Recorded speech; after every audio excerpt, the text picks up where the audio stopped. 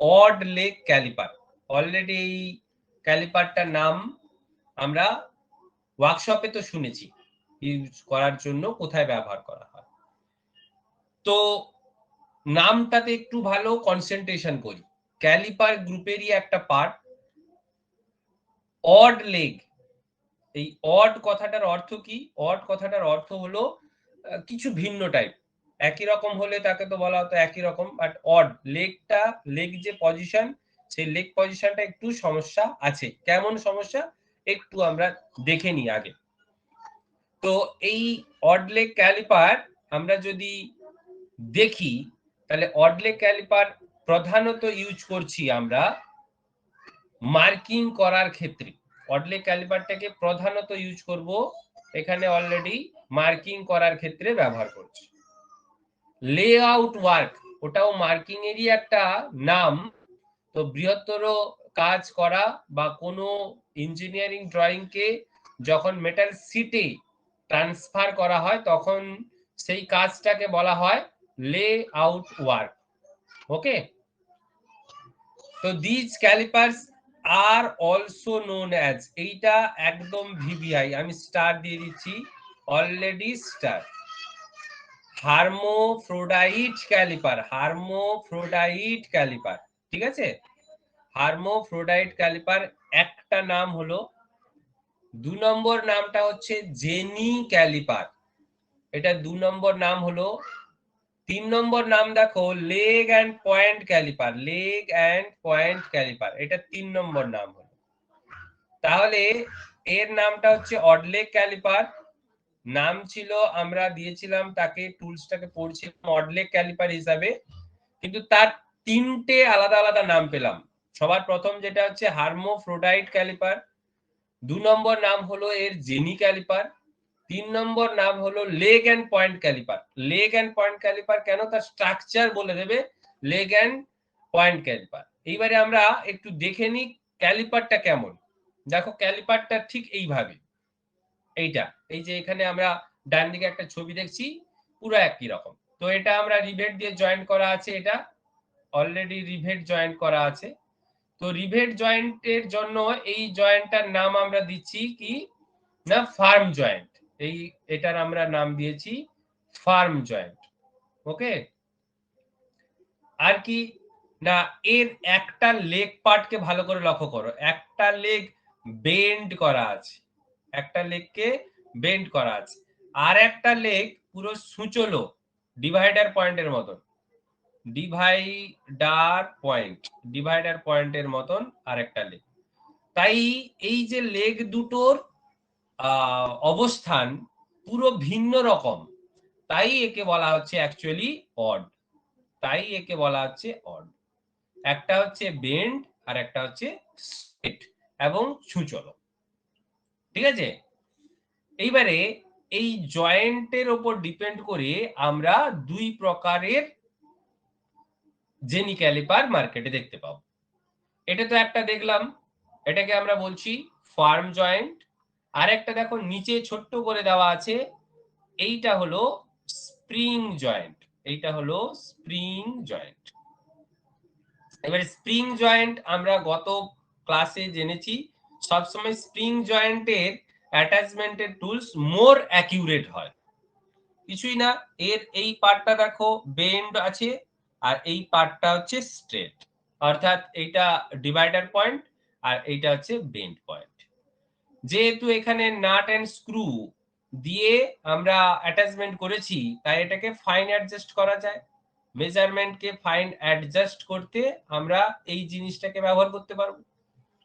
এবং ডিভাইডারের মেজারমেন্ট তোলা খুব খুব সতর্কভাবে তুলতে হয়, তাই ফার্ম জয়েন্ট থেকে আমাদের স্প্রিং জয়েন্ট বেটার অ্যাক্টিভ আমাদের দেখো, ঠিক আছে। তো এখন আমরা নেক্সট যে প্যারাটা সেটা একটু দেখে নিই। বলছে jenny caliper have one leg with adjustable divider point. একটা তো লেগ ছিল, এই লেগটা অলরেডি আমরা দেখেছিলাম আউটসাইড ক্যালিপারের লেগের স্টাইলে, তো আউটসাইড ক্যালিপারটা একটু বেন্ড টাইপ বেশি ছিল, এখানে আমাদের হালকা বেন্ড আছে। আর একটা ডিভাইডার পয়েন্ট, অর্থাৎ একটা পয়েন্ট এই পয়েন্টটা পুরো এরকম, আর একটা পয়েন্ট পুরো স্ট্রেট ছুঁচলো। এই ছুঁচলো প্রান্ত দিয়েই আমরা অ্যাকচুয়ালি মার্কিং করি বা লেআউটটা করি একটা সাইডের এগেইনস্ট। ঠিক আছে, এখানে চলে এসো। ধরো একটা জব, এইটা ধরো একটা জব। জবের এগেইনস্টে আমরা ধরো এটা একটা এজ, এটা একটা এজ, আর এই সাইডে একটা এজ আছে। ঠিক আছে, এটাকে লং এজ বলতে পারো, একটা জবের লং এজ, আর এটাকে বলতে পারি আমরা শর্ট এজ। তো লং এজ এই জায়গাটা ডিভাইডার পয়েন্ট যদি এইভাবে আমাদের থাকে, কিভাবে দেখো, এই সাইডে আমাদের ডিভাইডার পয়েন্টটা লাগলো, এই এলো, এই জায়গাটায় যদি বসে, এটা হচ্ছে আমাদের সার্ফ পয়েন্ট। যদি এটাকে একটু বাড়িয়ে দিই আর এটাকে যদি করি, এটাকে যদি আমরা একটা এন্ড করে দিই, তাহলে এই যে এ ডিভাইডার পয়েন্ট, এই স্ট্রেট লাইনটাকে এই ধার বরাবর, পার্শ্ব যে ধার এজ বলছি, একটা পাশের একটা ধার, বুঝতে পেরেছো? এই পাশের ধার থেকে তার এগেইনস্টে এ যেমন ভাবে স্ট্রেট, ঠিক একই ভাবে স্ট্রেট লাইন জবের সারফেস বা ফেস, এটা হচ্ছে জবের ফেস, এই ফেসের উপর আঁকতে পারি। ঠিক একইভাবে এটা থেকে এটা, এরকম যত স্ট্রেট লাইন একটা সাইডের এগেইনস্টে, সাইড এজের এগেইনস্টে আমরা একই প্যারালাল লাইন আঁকতে পারি। আবার দেখো এই সাইডের এগেইনস্টে আমরা এই 1 নম্বর এবং 2 নম্বর আঁকতে পেরেছি। তো এইভাবে জবে আমরা কি করতে প্যারালাল লাইন অঙ্কন করতে পারি। তাই এখানে আমরা বলছি দেখো ইউজের ক্ষেত্রে কি বলছি না, jenny caliper to mark parallel to inside and outside edge, inside এবং আউটসাইড এজ দুটোতেই, যদি ইনসাইড এজও আমি করতে পারি, আউটসাইড এজও করতে পারি। সেন্টার লাইন আমরা আঁকতে পারি বা সেন্টার বের করতে পারি যদি কোনো রাউন্ড বার থাকে। একটা রাউন্ড বার আমি নিচে অলরেডি আমার একটা ছবি দেওয়া আছে, সেটা দেখো এইরকম ভাবে সাইড থেকে আমরা কি করতে পারি, এইরকম চারটে যদি এজ আমরা আঁকি তাহলে তার সেন্টার লাইন ক্রস করতে পারি। এই পদ্ধতিটাকে কিভাবে করি বুঝতে অসুবিধা হলো আমি আরেকবার বলছি, দেখো এটাকে কিভাবে করা হয়। দেখো ধরো এইটা একটা রাউন্ড বার, এইটা হলো একটা রাউন্ড বার। এইবারে আমরা কি করলাম না, প্রথমে এই বেন্ড এজটা রাউন্ডের যে কোনো একটা সারফেস পয়েন্টে লাগালাম, দিয়ে যে কোনো একটা মাপের আমরা একটা বৃত্তচাপ অঙ্কন করলাম এই সাইডে। ঠিক তার অপোজিট সাইডে, যে সাইডে আমরা করেছিলাম তার ঠিক অপোজিট সাইডে চলে এলাম, আর একটি বৃত্তচাপ অঙ্কন করলাম। ঠিক এটা যদি প্যারালাল হয়ে থাকে তাহলে ঠিক তার ভার্টিক্যাল পজিশন এবং এই জায়গাটায় ঠিক একই মেজারমেন্ট নিয়ে আমরা, সরি এটা অবশ্যই কন্ট্যাক্ট করতে হবে,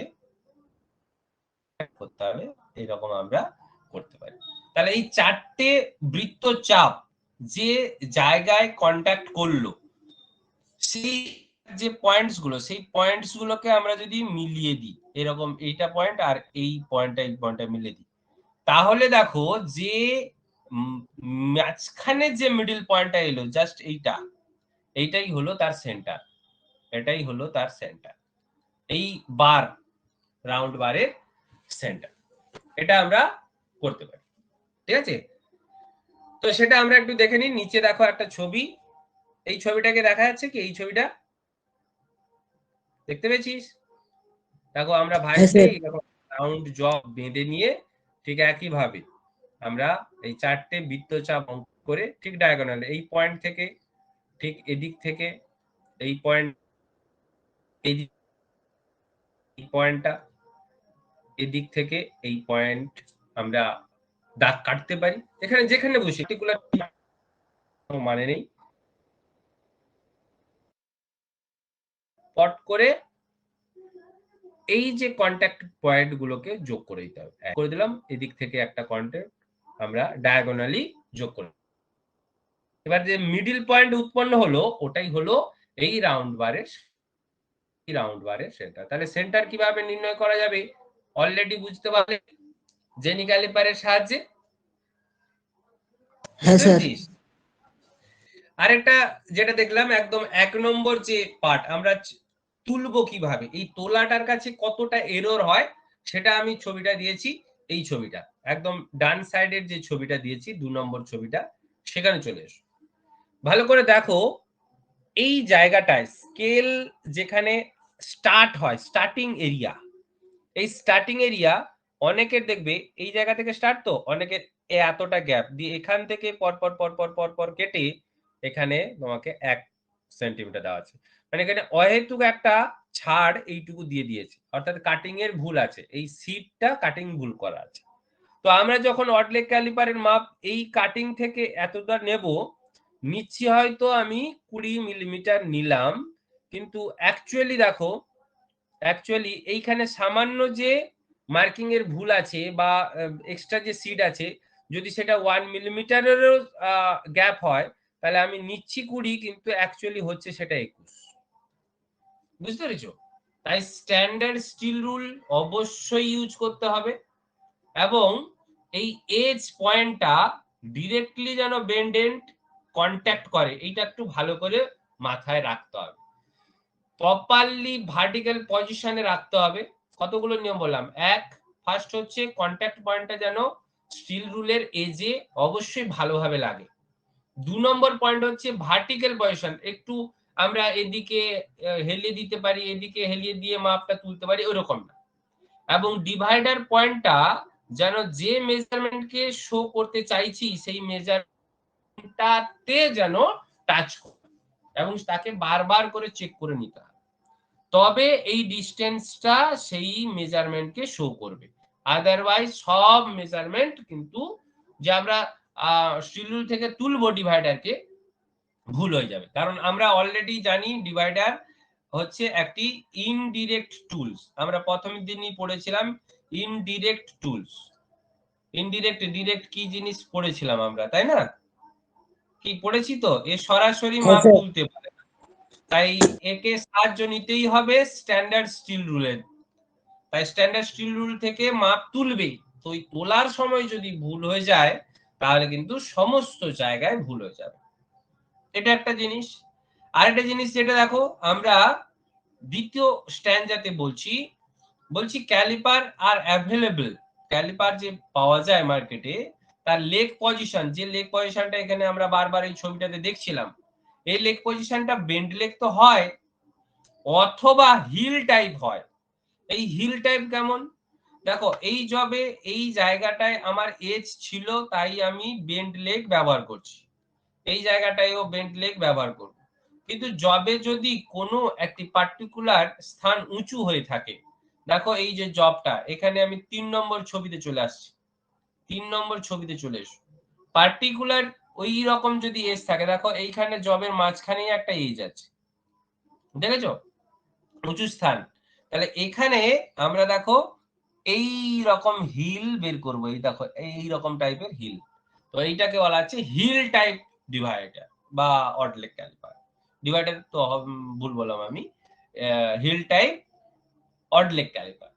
এবং অলরেডি এইরকম ভাবেও আমরা ইনসাইড টাইপও, মানে ইনসাইড টাইপ মানে বলতে কি চাইছি, ইনসাইডের লেগ দেখবে এরকম আউটসাইডের দিকে বেন্ডিং থাকে, এরকম লেগও কখনো কখনো ব্যবহার করতে পারি। এটা ডিপেন্ড করে আমার জব কেমন, জবের ড্রয়িং যেমন চাইবে, জবকে ড্রয়িং করতে গেলে যে যে টাইপের লেগের রিকোয়ারমেন্ট হবে সেই টাইপের লেগ রিকোয়ারমেন্ট করে আমরা জবে মার্কিং করতে পারবো।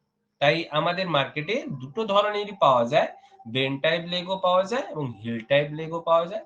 জেনারেলি আমরা অর্ডিনারি যে বেন্ড লেগ যেটা, সেটার সাহায্যেই পুরো ড্রয়িং লাইনস প্যারালাল ইনসাইড এগুলো করতে পারি, আর হিল টাইপের দ্বারা আমরা ড্রয়িংটা প্যারালাল লাইন করব আউটার এজে, ইন্টার এজে করব নরমালে, আর আউটার এজে করব প্যারালাল লাইন অঙ্কন করব হিল টাইপ।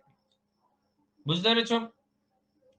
এবারে লাস্ট যে তথ্যটা আমি তোমাদেরকে জানাচ্ছি সেই তথ্যটা হলো, এটা যখনই আমরা ব্যবহার করব কোথায় না লাইন টানার ক্ষেত্রে, তখন একটু ইনক্লাইন করব, মানে পড়া পুরোপুরি এরকম সোজা রেখে, এইটা যদি জব হয় তাহলে এরকম সোজা রেখে এদিকে টানবো না, একটু ইনক্লাইন্ড রেখে আমরা টানবো।